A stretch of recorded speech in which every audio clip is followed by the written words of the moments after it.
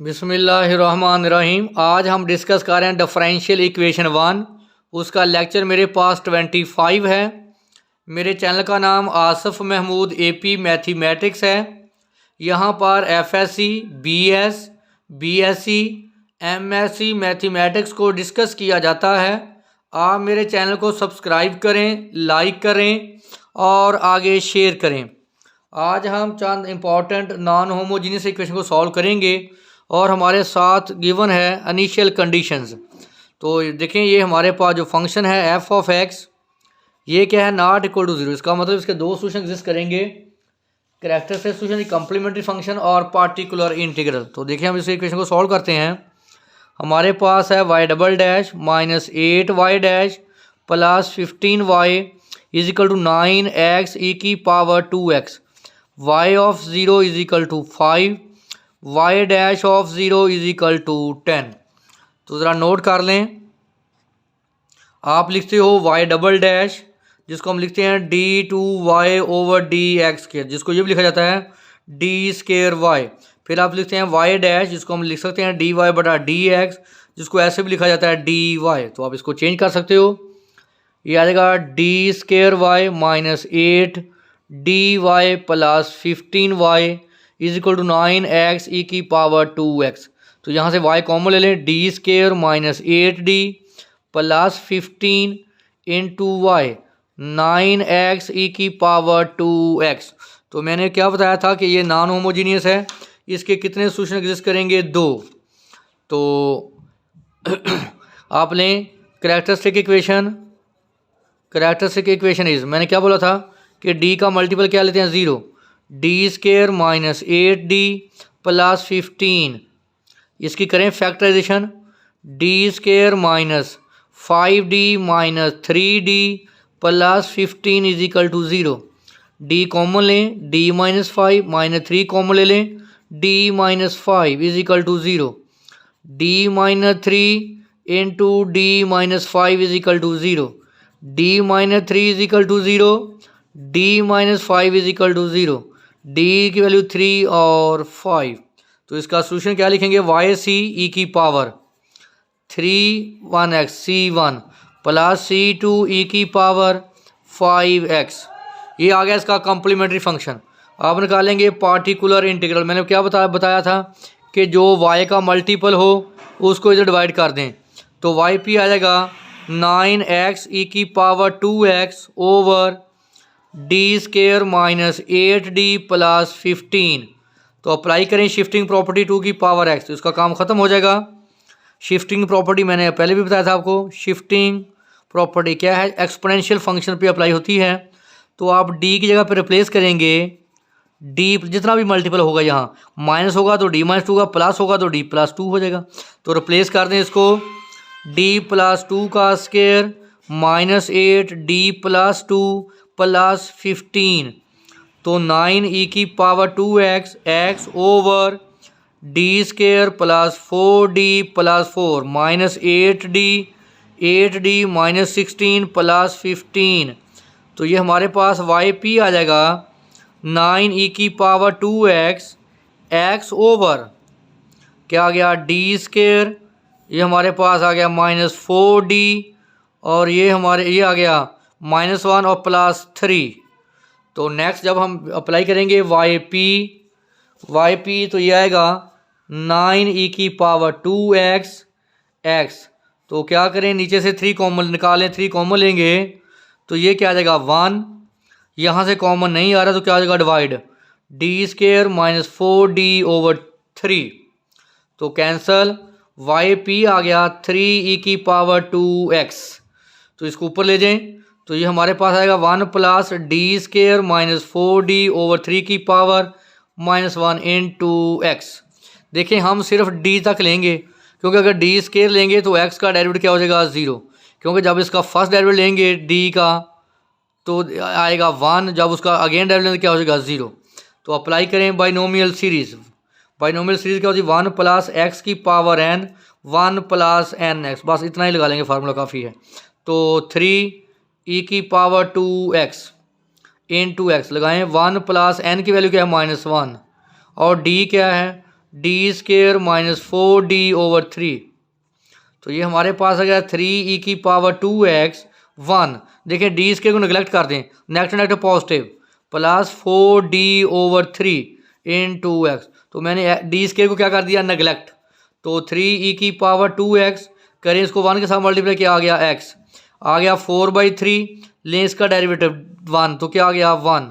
तो हमारे पास आ गया, इसका एलसीएम ले लें, e⁻², क्या आ गया एलसीएम 3x प्लस 4/3, 3 से 3 कैंसिल, तो e⁻²x 3x प्लस 4। देखें yp भी आ गया।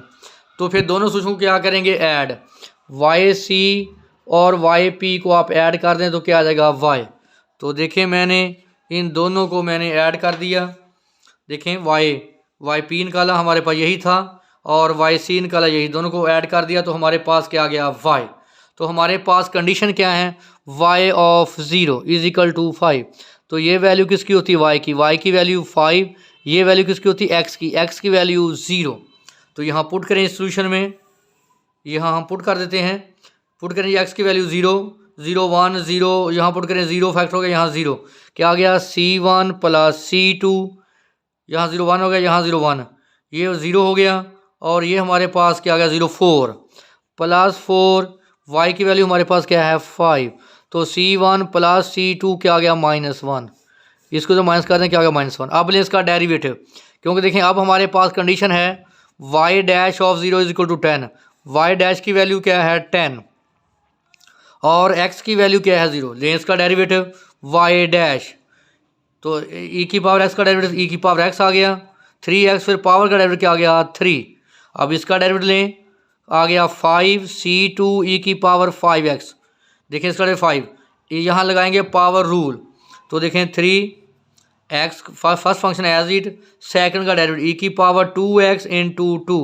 अब x का डेरिवेटिव 1 1 और e⁻2x, तो ये आ गया plus 3 2x e⁻2x plus e⁻2x plus आखिरी डेरिवेटिव कितना होगा 8 e⁻2x। तो देखें y डैश की वैल्यू पुट करें 10, x की वैल्यू क्या है 0, यहाँ पुट करें 0 तो क्या रह गया 3c1, यहाँ 0 पुट करें तो क्या आ गया प्लस 5c2, यहाँ 0 पुट करें 0, यहाँ 0 पुट करें 1 तो क्या आ गया 3, यहाँ 0 पुट करें तो क्या आ गया 3, 3 प्लस 8 क्या हो गया 11। इसको इधर माइनस कर दें, 3c1 प्लस 5c2 = -1। दूसरी इक्वेशन क्या थी, c1 प्लस c2 = -1। देखिए दोनों इक्वेशन आ गई c1 c2, क्या करें इनके कॉम्पोनेंट बराबर कर लें, इसको 3 से मल्टीप्लाई करें, 3 3 3, नेगेटिव करेंगे तो ये कैंसिल, 5 - 3 2c2, ये हो गया पॉजिटिव तो क्या आ गया 2, c2 की वैल्यू क्या आ गई 1, c2 की वैल्यू पुट करें यहाँ c2 की 1 में तो क्या आ गया 5, 3c1 ये हो गया, जहाँ पुट करें उठा गया 5 = इसको माइनस कर दें, c3 = -c, 3 पे डिवाइड कर दें तो क्या आ गया -2। देखें c1 की वैल्यू भी आ गई, c2 की भी आ गई, उठा के यहाँ पुट कर देंगे, c1 की वैल्यू पुट कर दें और c2 की। देखें हमारे पास c1 की वैल्यू हमारे पास आई है, हमारे पास 2 आई है, और c1 की वैल्यू हमारे पास -3। तो देखें यही हमने फाइंड की और यहाँ मैंने पुट कर दी। अब एक और इसका पार्ट करते हैं। नेक्स्ट हमारे पास है y double dash -4y dash plus 13y = 8 sin 3x, y of 0 = 1, y dash of 0 = 2। तो अब हम इस इक्वेशन को सॉल्व करते हैं। देखें ये नॉन होमोजीनियस है, जो नॉन होमोजीनियस है तो इसके दो हमारे पास सोल्यूशन आएंगे yc और yp।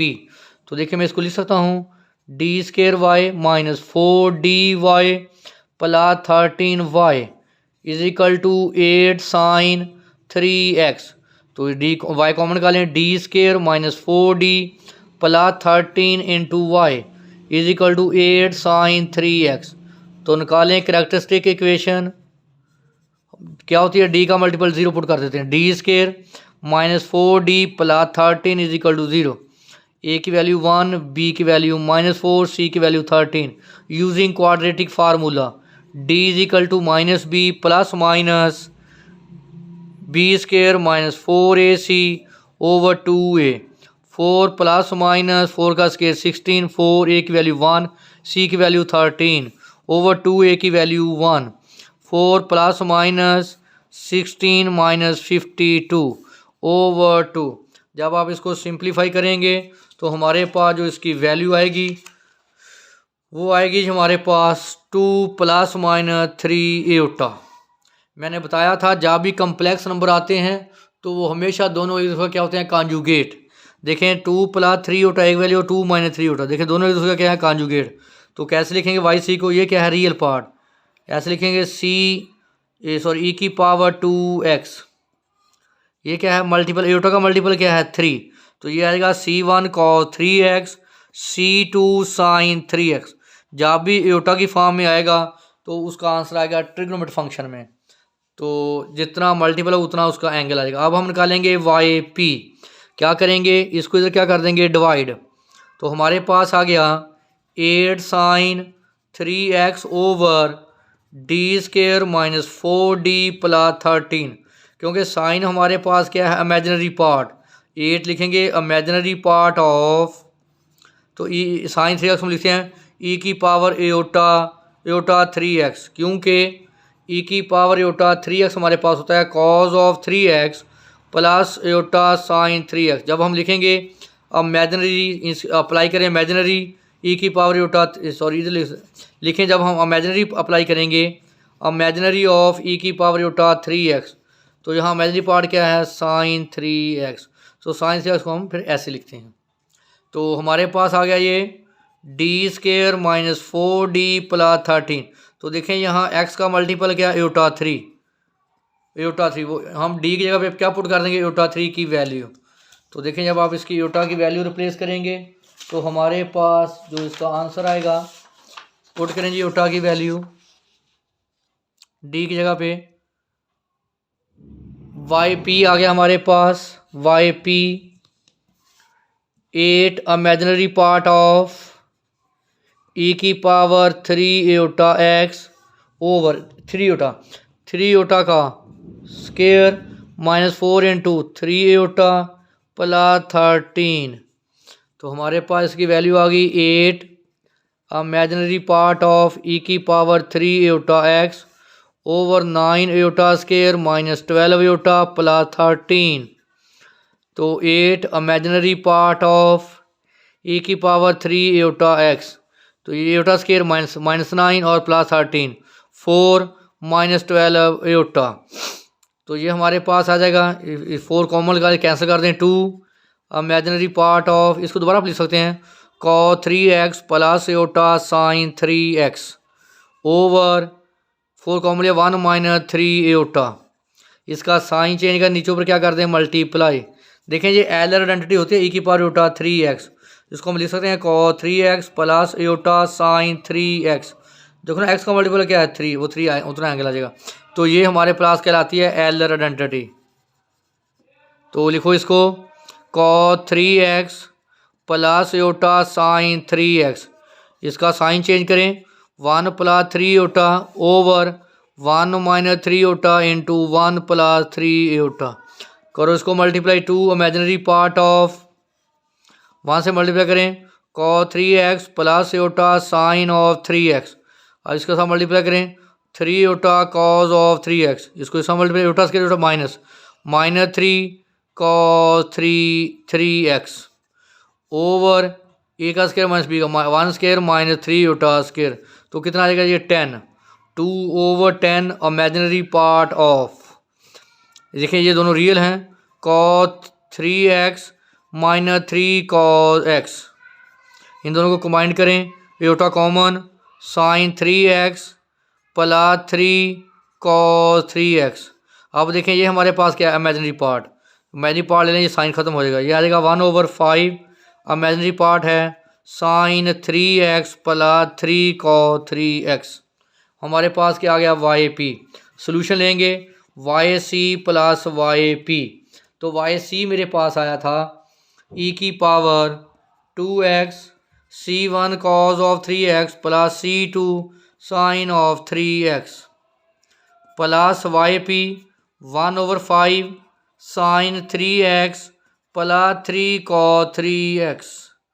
तो अब हमारे पास इनिशियल सोल्यूशन आ गया, अब हमारे पास इनिशियल कंडीशन गिवन है, उसको अप्लाई करके हम इसकी वैल्यू फाइंड करते हैं। देखें हमारे पास जो वाई सी आया, वाई सी, यही सोल्यूशन मैंने फाइंड किया था इसका, वाई सी, फिर वाई पी निकाला, दोनों को हमने क्या कर दिया ऐड। अब हम क्या करेंगे, इनिशियल कंडीशन यूज़ करेंगे और हम C1 C2 की वैल्यू फाइंड करेंगे। हमारे पास जो फाइनल सोल्यूशन आया वाई पी वो है C1 cos of 3x plus C2 sine of 3x e की power 2x plus 1/5 3 cos 3x plus sine 3x। देखिए अभी मैंने यही सोल्यूशन निकाल के दिखाया आपको। अब इस पे जो इनिशियल कंडीशन है, जो पहली कंडीशन इस पे है, पहली कंडीशन है जी y of 0 is equal to 1। ये वैल्यू किसको होती है, y की वैल्यू 1 है और ये वैल्यू किसको होती है, x की वैल्यू क्या है 0। पुट करें y की वैल्यू 1, x की वैल्यू 0, cos 0 क्या होता है 1, C1 साइन 0 0 ख़त्म, e की पावर 0 1 साइन 0 0 cos 0 1। तो ये C1 आ गया यहाँ 1/5 cos 0 1 3 साइन 0 0। तो हमारे पास आ गया 1 is equal to C1 plus 3/5। इसको तो माइनस कर दें तो C1 की वैल्यू आ गई 1 माइनस 3/5, तो क्या आ गया 2/5। C1 की वैल्यू हमारे पास 2/5 आ गई। इस तरह अब हम निकालेंगे C2 की, लें इसका डेरिवेटिव, क्योंकि दूसरी कंडीशन मेरे पास है y dash of 0 is equal to 2।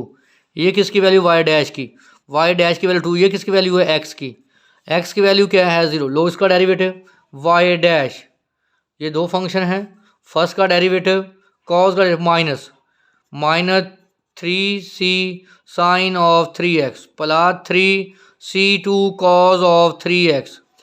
तो second function as it plus अब फर्स्ट फंक्शन एज इट और सेकंड का डेरिवेटिव, तो e की पावर 2x का 2x इंटू 2 प्लस 1/5 इस कॉस का derivative minus 9 sign of 3x, इसका derivative plus 3 cos of 3x। अब x y डैश की वैल्यू क्या आ गई 2, x की वैल्यू पुट करें 0, साइन 0 0 कॉस 0 1 3c2 e की power 0 1 cos 0 1 plus 2c1 sine 0 0 e की पावर 0 1, यहाँ साइन 0 0 कॉस 0 1, तो क्या आ गया 3/5। तो हमारे पास 3c2 c1 की वैल्यू 2/5 प्लस 3/5, तो 3c2 देखें ये आ जाएगा हमारे पास 4/5 3/5, देखें 4/5 3/5 क्या हो गया 7/5। इसको इधर क्या करते हैं माइनस 2 माइनस 7/5, 3c2 लें एलसीएम 10 माइनस 7 3/5, इसको तो डिवाइड कर दें 3 से 3 कैंसिल, c2 की वैल्यू क्या आ गई 1/5।